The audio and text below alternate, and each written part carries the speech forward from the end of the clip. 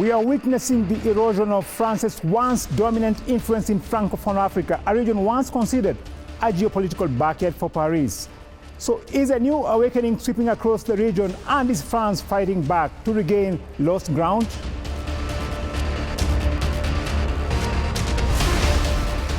France is in trouble across Africa, from Senegal to Algeria and Mayotte. People are saying enough is enough. So is France planning to destabilize African countries that oppose its hegemony? And to discuss the decline of France in Africa and the trouble it faces in parts of the continent, we have contacted Ashraf Patel. He is an associate at the Institute for Global Dialogue in South Africa. And we're also joined by Collins Nweke. He is a global affairs analyst.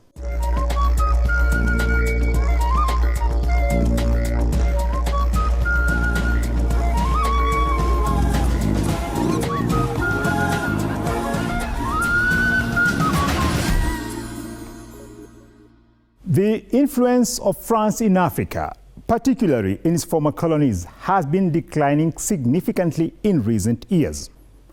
Over the past 3 years, countries like Mali, Burkina Faso, Niger, Chad, and Senegal have decided to end their military agreements with France. French troops have withdrawn or are in the process of withdrawing from these nations. France had the highest number of troops in Africa around 2013-2014 during Operation Seval in Mali and Operation Sangaris in the Central African Republic. At its peak, France had approximately 10,000 troops deployed across various African countries. The French military presence in Africa is characterized by the neo-colonial involvement known as Françafrique that allows Paris to preserve its domination on the continent. However, circumstances have changed, and the people of Africa are saying enough is enough of the plundering of the continent by France under the pretext of providing security. It is a significant shift in the geopolitical landscape of Africa. Now, after being forced to withdraw troops from the Sahel region in West Africa, the president of France says the country's military base in Djibouti could assume a greater role in Africa. Now, why hasn't Djibouti joined other African nations that have closed the neo-colonial military bases of France? Decline of France in Africa. France is swiftly losing its influence in Africa as nation after nation revolts against their past colonial ruler. Young Africans are becoming aware that France never really departed from the nations it proclaimed independent 6 decades ago. France preserved its economic and political power by backing dictators it placed in these countries, providing them with a complete support while looting resources such as gold, diamonds, uranium, and oil. A protester in Niger speaks here on why Africans are rising up against France. How can he say without France there will be no Mali, Burkina Faso and Niger? Well, we don't need France to survive, but France is desperate for our resources. The only problem we have with the French is their selfish, arrogant leadership. Now, we are witnessing the erosion of France's once dominant influence in Francophone Africa, a region that was considered as a geopolitical backyard for Paris. Mali, Burkina Faso, and Niger, that make up the Sahel Alliance, have all abandoned their military ties with France. However, the decision by Chad and Senegal to end their military ties with France came as a surprise to many amid the anti-France wave sweeping across Western Africa. Let's now start off with Mr. Patel. What is really happening? Are we witnessing a new awakening in Africa, particularly in Francophone Africa? West Africa has always been a very interesting colony of France that continued in the independence era. And this has continued for around 5 decades or so. And the main reason or philosophy or political economy is called Francophonie, which means that the system of the unequal colonial relations between France and its colonies has continued with an incorporation of the elites, the political elites, into the French system, both economic, social, and cultural. So this system continued. And in the last few years, with the disruptions in West Africa, even though we've had elections for 25 years, the Africa Union has promoted formative elections in Africa. It has taken a more neoliberal pathway, and therefore you've seen uprisings and major dissatisfactions with Francophonie in West Africa.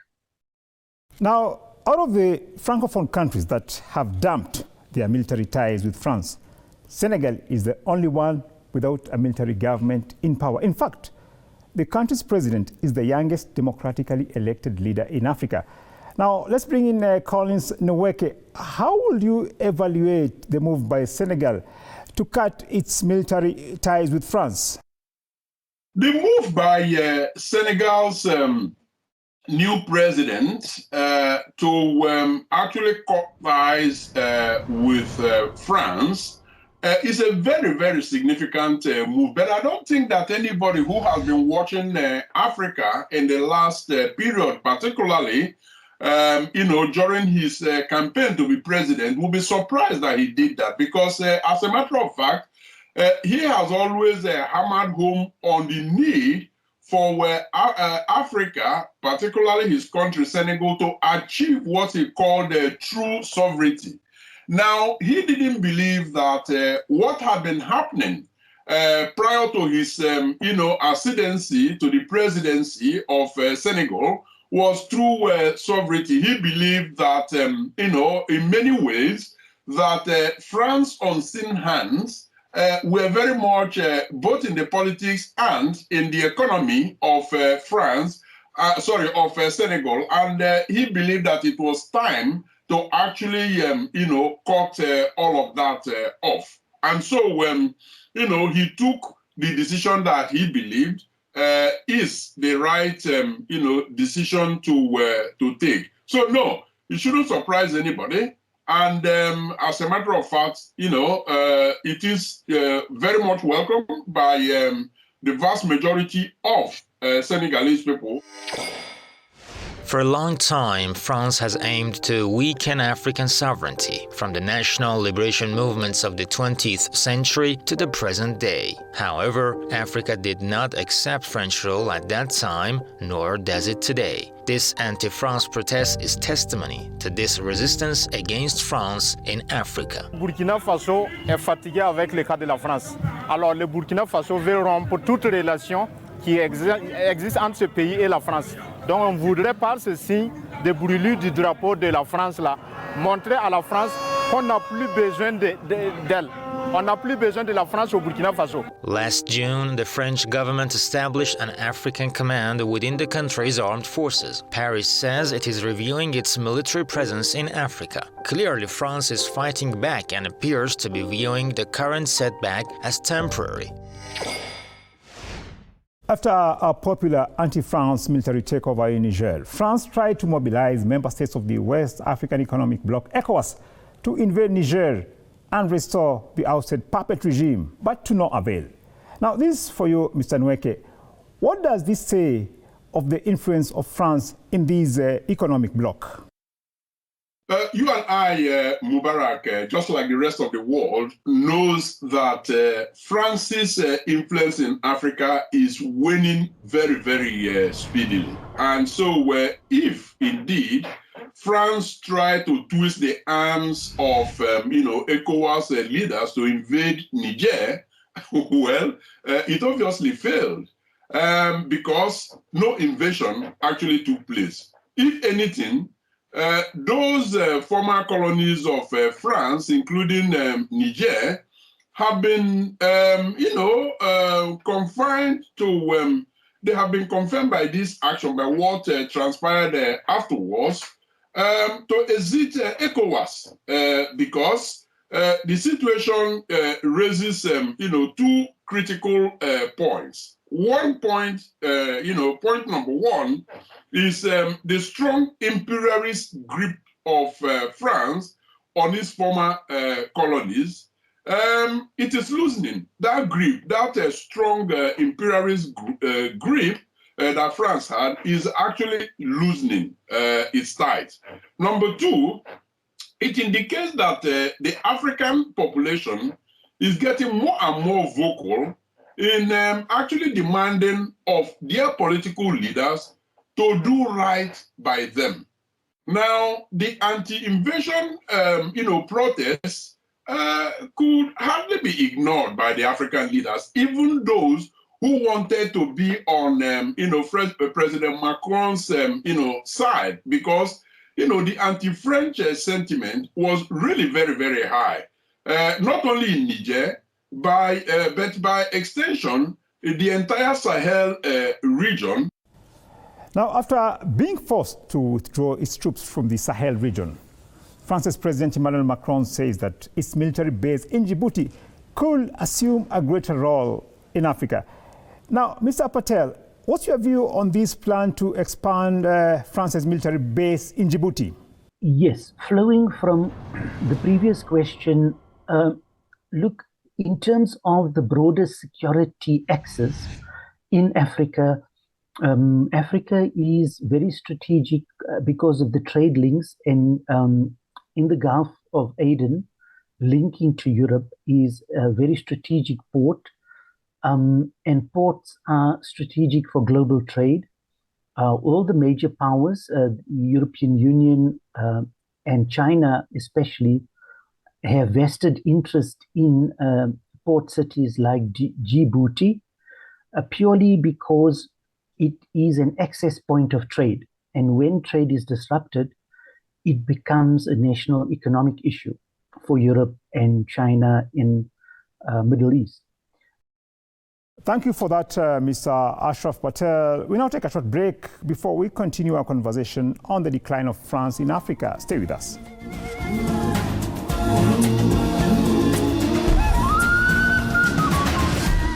Trouble for France in Africa.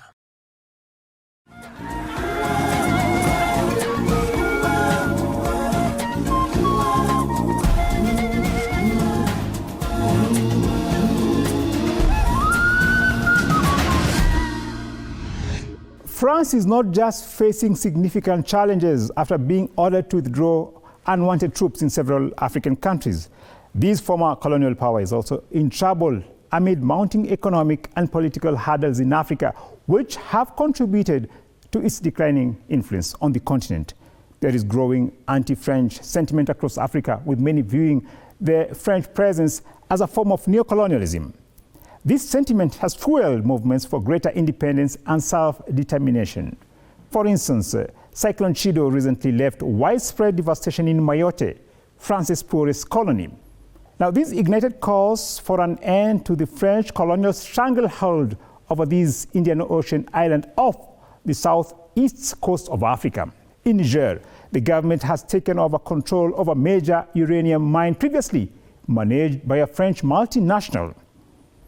After being ejected from the Francophone region of Africa, France is now intent on maintaining its presence in the continent by strengthening connections with Anglophone Africa. Will France maintain its imperialist foothold in Africa through Anglophone countries? French President Emmanuel Macron used an offensive word during a furious exchange with residents of the cyclone-hit islands of Mayotte. His remarks angered many in this poor French colony in Africa. Let's take a listen. Et n'opposez pas les gens. N'opposez pas les gens. Si vous opposez les gens, on est foutus. Parce que vous êtes contents d'être en France. Parce que si c'était pas la France, pour vous dire, vous seriez 10 000 fois plus dans la mer. Il n'y a pas un endroit de l'océan Indien où on aide autant les gens. C'est la réalité. On a entendu ça ce matin avec ma mère. On est très choqués. Il est totalement déconnecté. Moi, je trouve ça dommage qu'un président vienne dans un territoire et s'adresser dans une situation comme ça à la population de cette manière-là. Parce que je ne pense pas qu'il n'y a que Mayotte qui a subi cette situation. Il y a plusieurs personnes qui ont subi cette catastrophe et pourtant ils se sont bien sortis sans que la France soit là, quoi. Now, Cyclone Chido has left widespread devastation in Mayotte, highlighting the French government's failure to address its imperialist legacy. Now, according to national data from France, most of the residents of Mayotte live under the poverty threshold. Now, Nweke, this for you. Can the recent disaster in Mayotte be a trigger to end colonization of these islands and reunite the region with the Comoros? The cyclone, obviously, has intensified discussion about the island's political status and, its relationship both with France and Comoro. Now, I believe that Mayotte geographically is part of, the Comoros, region, but France chose to be in control. Obviously, that control is now in very serious question. And I believe that France itself would have to now begin to reevaluate its continued presence there. But it's not going to be, a walk on the path because, reunification is very complicated. Don't forget that, like you pointed out, the living standard of the Mayotte people and the Comoro people, there is a whole, disparity. And it has also shown that France is kind of playing some double standards because while certain things are tolerated in terms of social amenities in Mayotte, far from it in France, they couldn't get away with a number of neglect that is happening there. So all of these are coming up to the fore, and a re-evaluation towards reunification is now imminent. Now, is it going to happen just like that? No, there are a number of legal complications around this, but at least the catastrophe brought about by the cyclone Chido actually raises the discussion, the bar of the discussion. So the discussion is now ongoing, and I can only see it heightened. Now, Algeria recently summoned the French ambassador, Stéphane Romolet, for reprimand over what it called hostile plans by the French intelligence service in the country. Now, this for you, Mr. Patel. Do you foresee more destabilization efforts by France in countries such as Algeria that oppose its hegemony? The question on Algeria is interesting. European powers are redeveloping their relationships with African colonies. We're seeing it in Southern Africa with Germany is becoming very close to Namibia. Namibia has lots of oil and hydrocarbons that were discovered, as well as Mozambique. Now, with France, in West and Northern Africa, has been their colonial playground for many decades. Algeria as well, but Algeria is a very strong country.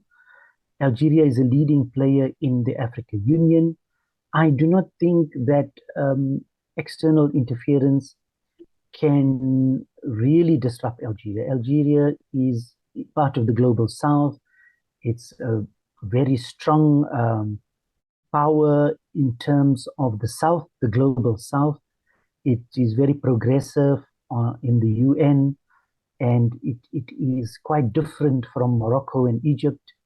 It's not too close to any Western powers. So Algeria is fairly okay. But remember, when the colonial powers have many different forces within different countries, cultural forces, educational institutions, trade, all of this will impact and somehow on countries that take a different path. In South Africa as well, with the South African case at the ICJ against Israel, we've seen lots of pressure being put on South Africa, somehow getting involved in elections. all of these things are to be expected, but the liberation ethos is strong still. And with the power of China, of BRICS nations, there's a different dynamic in Africa. It's not like the past. This year, the French multinational oil and gas company Total Energies marks a century of operation. The company's unwavering greed for profit has negatively impacted Africa's most at-risk communities and invaluable ecosystems. For instance, in Nigeria, Total Energies is one of the 5 major international oil companies present in the country. These companies face accusations of complicity in the country's oil theft and destruction of the environment. A Nigerian woman in the Niger Delta speaks here on how oil spills perpetrated by oil multinationals have destroyed her livelihood. This basket one on our sea, now crayfish where they take settle. Now all don't die inside. We know they kill something or we they suffer. See me with the oil. Analysts say it's about time that African countries demand that Total Energies, a symbol of French capitalism and exploitation, owns up and compensates communities affected by its careless oil production. Mr. Patel, this for you. What is your opinion on this very critical issue of oil and gas in Africa? The question of oil and gas in Africa is subject of lots of research, purely because of lots of hypocrisies of the EU, especially. EU nations have been at the forefront of the UN climate change COP conferences over several years, calling for ending of investments in oil and gas. Yet, multinationals from the EU, such as Shell, NBP, and Total, are at the forefront of new oil and gas exploration. So this contradiction is quite stark and quite concerning. Nevertheless, they have made super profits during the COVID and now post-COVID, and new discoveries of oil and gas in South Africa and especially in northern Mozambique. But that has opened up new conflicts in the oil and gas discoveries in southern Africa. Total in northern Mozambique has been subject of challenges by insurgent groups, and that has caused the investments to be delayed and maybe also decommissioned.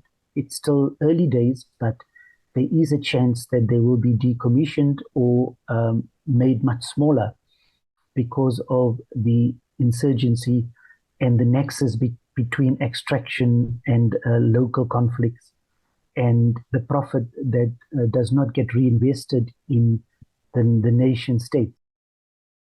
Now, in light of its diminishing influence in Francophone Africa, France has aimed to strengthen connections with Anglophone African countries where the legacy of colonialism is less significant.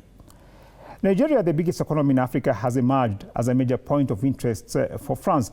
Mr. Nweke, you have the last word today. Do you think that France will maintain its imperialist foothold in Africa through Anglophone countries?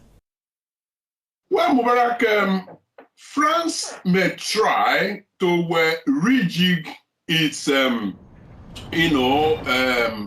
foothold in Africa by, trying to pivot toward the Anglophone, Africa, having failed and, has failed woefully in the Francophone Africa. And like you cited, they are probably using Nigeria, the dominant economy in the region, as an anchor of this renewed or attempt to renew, its grip on Africa. But I don't think things are going to be the same anymore, Mubarak, because I think what France should concentrate on is actually redefining fundamentally its relationship with Africa. It has to be a relationship that respects in the true sense the sovereignty of these African countries. It has to be built on fairness. It has to be built on equity and mutual respect.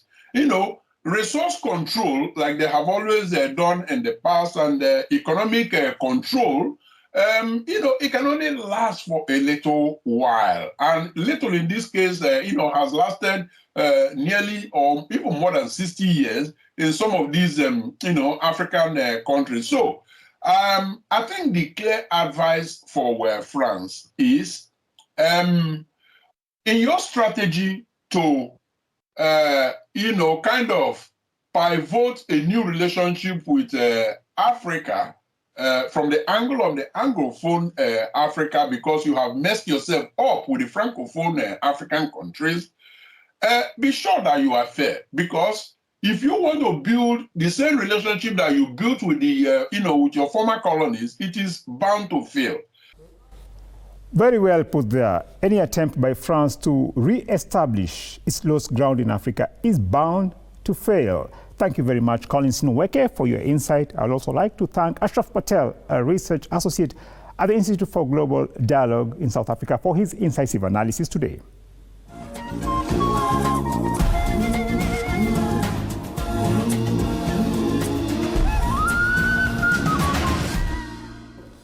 And that's it for this week's edition of Africa Today. It's always great having you watch the show. You can watch this episode and all our previous episodes on our website, presstv.ir. From me, Mubarak Kenya, and the entire crew, it's goodbye for now.